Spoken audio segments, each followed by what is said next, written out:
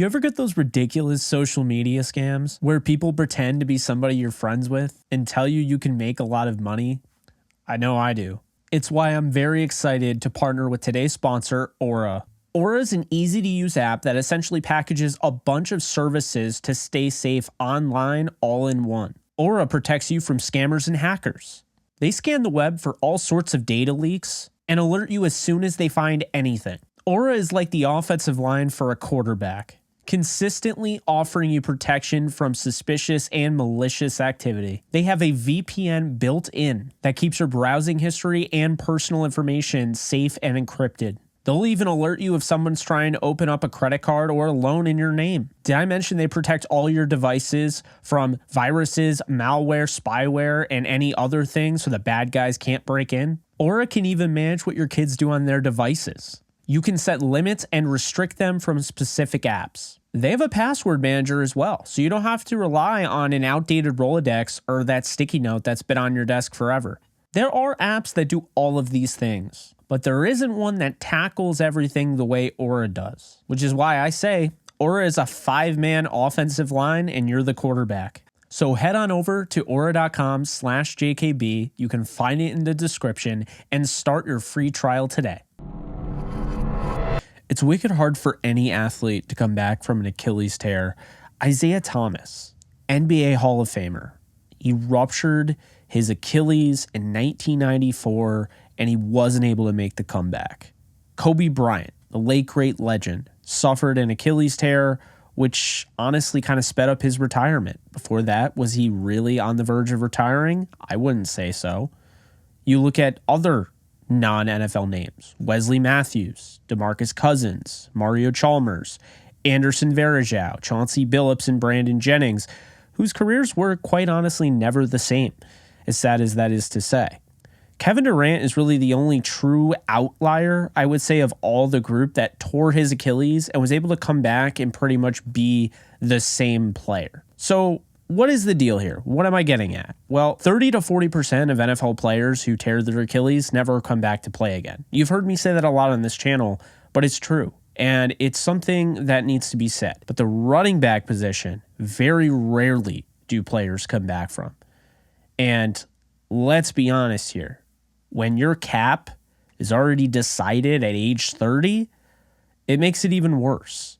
Makes it even less likely. And even if you do come back, who's to say any team is going to be interested in you? So that was the case, unfortunately, with Marlon Mack. Mack was a blossoming star running back in the league until he tore his Achilles with the Indianapolis Colts. He's only seen 44 carries since. James Robinson of the New York Jets, who was recently traded from the Jaguars, he also tore his Achilles. He came back, and right now he's not even a starter. He's completely lost the momentum he had, and he is on the verge of a serious career decline. Another name, and this is a big one, you might not have realized it, but D'Onta Foreman. This guy, everyone forgot about him until last year. He was out of the league since 2018. He comes back in 2020, very light workload. Then 2021, he looks the part of more than just a backup running back. Foreman then falls just shy of going to 1,000 yards in his next year with the Carolina Panthers. We saw him back up Derrick Henry in Tennessee, started to get some rhythm, and then he comes back in almost 1,000-yard season after they trade away Christian McCaffrey. It's been a productive year for Foreman, but even more so, he tore his Achilles at age 22. Everyone forgot about him, and he's having his best year. Shows you what can happen when things start to go your way. You put in the work to try to get back, and that's the best case scenario. But here's the thing. Not everyone has that scenario. So let's discuss Cam Akers, which is why we were talking about the torn Achilles to begin with. Now, you could also talk about Joe Noteboom. However, we haven't seen Joe Noteboom's comeback. We don't know if he'll be a Ram. We do know, and we have seen, Cam Akers come back. He tore his Achilles just like Foreman at age 22, but came back in less than a year and even started the Super Bowl. Let's not forget that. He didn't look like the potential star running back that we initially saw, but let's not forget how quickly he came back from that said Achilles tear. Up until the Seattle game, though, Akers was averaging a measly 3.2 yards per carry on 84 attempts, and he only had 1 touchdown. In the NFL, you have to make the most of every opportunity, but it's clear that Akers was thriving off being a workhorse back, and until the Rams shockingly cut Darrell Henderson, who I love, until they cut him, Akers wasn't given that full workload. From weeks 13 to the second to last game of the season, Akers had 4.9 yards per carry average, 408 yards, and 6 touchdowns in just 1 fewer carry than he had the entire year. I don't think it's as simple as to say Akers is a superstar. It's time to stop questioning it because he's had these outbursts in the past. I mean, look at his rookie year. However, ending the season in the last 6 games with 6 touchdowns, 512 yards on 104 carries, averaging 4.9 yards per carry, that was a great end and exciting look at potentially the future for Cam Akers. Once again, here's something to keep in mind.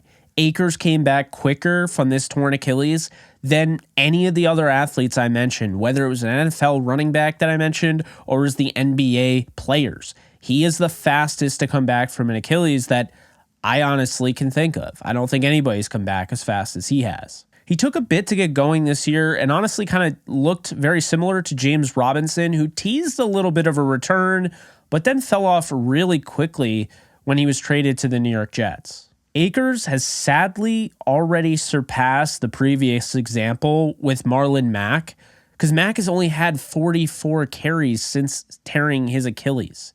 It's such a sad story because he's very talented and the guy just can't catch a break. He's bounced around team after team and he's likely not going to ever get the reputation back to where he wants it to be. The question remains, is he going to follow the path of Robinson or is he going to follow the path of Foreman? Cam Akers is the only one that can really show us this, and we've seen bits in both. We saw early on in the year looked more like Robinson. Now, is Robinson's career done? No. But as of right now, it's not going in the right direction. On the other hand, you have Foreman.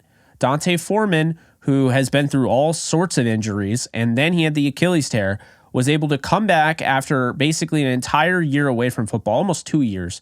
And he comes back, reestablishes himself, and now all of a sudden he's starting for the Carolina Panthers this year. He'll be a free agent too. So we will find out soon. We don't know where Cam Akers is trending. We don't know where he's going to go. Well, we know where he's trending. We don't know which direction he's going to go in. It gets very simple. You know, Akers is either going to continue this or some form of it, or he's not. Well, we know after this type of run, this 6-game run, I mean, he's either going to be better, he's going to be the same, or he's going to be worse. And the Rams, I don't think, can afford to just let this guy go.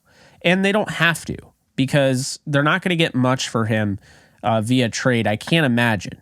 Teams just don't really trade for running backs unless they're Christian McCaffrey. But even still, he doesn't cost really much of anything because he's on a rookie deal. So it makes no sense to get rid of him. So I see that a lot. Not really sure as to why. So it's not to say he will be either exactly or he can't be better than what I just said, because that 6-game run is really exciting. But the question really is, to me, it's multiple things. Was this Sean McVay calling a better game plan and giving Akers the ball more? Was this Cam Akers finally, after all this time since the Achilles, starting to get back his athleticism and tools? Was it a mental thing for Akers? Was it based on the blocking? Was it because he hasn't really faced a good run defense in those games? Because he hadn't. Is it simply that Cam Akers suffered a gruesome and devastating injury, took a while to get back mentally, even though he physically was on the field? And once McVay committed to him and started to build his confidence up, he saw success And now everything is starting to come together for the 23-year-old. I honestly believe that's really it. In basketball, you have what you would call a ball-dominant player. In football, especially at running back, you have a workhorse or a bell cow running back. You've heard that term before. You've definitely heard it from me. I would take it a step further with Akers. This is a player that needs to keep his confidence high and needs help in doing so. I would go as far as to say Akers is a carry-dependent running back. He can't be a part of some big committee backfield. He simply put has to have the confidence and he has to know he's the guy. You have to invest in him, and if you don't, it starts to show up. I don't think he's somebody that can split carries. I still think he can work with Kyren Williams, but I don't think he can just split the carries with Williams. The Rams have, speaking of which, a talented running back in Kyren Williams. They're still going to need to utilize him, and I still think they can utilize him. But I believe if the Rams want the Cam Akers we saw towards the end of the year, they're going to need to utilize him like Saquon Barkley, a Derrick Henry, somebody along those lines, a Jonathan Taylor, who can take over a game. It may seem strange, but if Akers keeps these numbers up, if he builds off of how he finished last season, those numbers are going to translate into one of the best running backs in the NFL. Don't believe me? Well, get this. If you took the last 6 games that he played in of the NFL season in 2022, you took that sample size and you averaged it over a 17-game season, as in he's playing all 17 games with the numbers that he put up, the workload he put up. If you average that out, he has 295 carries, he has 1,451 yards, and he has 17 touchdowns. And if you really think about that, that's like prime Todd Gurley numbers. Did the Rams luck out of a once failed trade attempt of Cam Akers? We're going to find out soon. But for those asking, I think that Cam Akers is going to be committed to in the 2023 season. I think the Rams are going to be sold on him going into this year. It's a clean slate, and I think he earned that. We'll see what happens, but I really don't see them drafting a running back high. I know people mentioned Bijan Robinson. I don't see why. I don't see why you would even consider that. The way Akers played last year, what you have in Kyren Williams out of the 5th round, they trade up to get him for a reason. And then look at Isaiah Pacheco right now playing in the playoffs for the Kansas City Chiefs. He's a 7th round pick. We've seen Chris Carson go in the 7th round. We've seen Aaron Jones go in the 5th. You don't need to draft early on to go out and get running backs, but you definitely don't have to do that when you have this type of production. You're talking about potentially 1,400 yards and 17 touchdowns. Now, let's be honest. Is Cam Akers going to be running 300 times next year? Probably not. Sean McVay, we know him. He's going to want to throw the ball. But Cam Akers could very well be used more in the passing game, which would help his production out even more. And furthermore, if they can run it, I would imagine they're going to keep running it. I mean, they're still going to pass the ball, don't get me wrong, but there's a real thing here, real excitement in the air if they acquire an offensive coordinator like a Mike LaFleur that focuses more on running the ball, focuses on the running backs and the production of the running backs, then let me tell you, Akers stock up, Kyren Williams stock up. It's a very exciting time. Sean McVay needs to run the ball more. He's not going to run it 300 times in a season with one back, but Cam Akers could get a decent workload, and if he does, he could be looking at his first ever 1,000-yard season. You got to give credit where credit's due. I've been a big critic of him, but I noticed towards the end of the year, he seemed to have worked on and improved on some things. One thing in particular, his read and reaction ability. He didn't just sit there at the end of the season like he was doing the first part of the season. He didn't sit there, and I made a video on it, breaking him and Darrell Henderson down. He wasn't sitting there just taking forever to make a move. He actually saw the hole, and he was hitting it at the end of the year. Not what we saw in the first half of the season. The second thing, look at the pass protection, how much better he was in pass pro at the end of the year than he was in the beginning of the year. And I think a lot of this comes down to confidence. I think a lot of this comes down to, as I mentioned, Darrell Henderson, too many cooks in the kitchen. like I said, I feel like Akers truly needs to feel like he's respected and wanted as the guy. He needs to feel that confidence. And when he has that, then he's able to play without thinking. I think he was overthinking a lot. I think he was trying to hit the home run ball every single time, and I think it was causing him to strike out, essentially. So he finished the season great. I haven't made a video on this. I haven't really addressed it. I have in live streams, but I never made the video I wanted to make. And so I figured finally, let's get this thing out. You know my thoughts on him. Now, obviously, there's still a little cause of concern, for him, because when he gets into a funk, it's bad.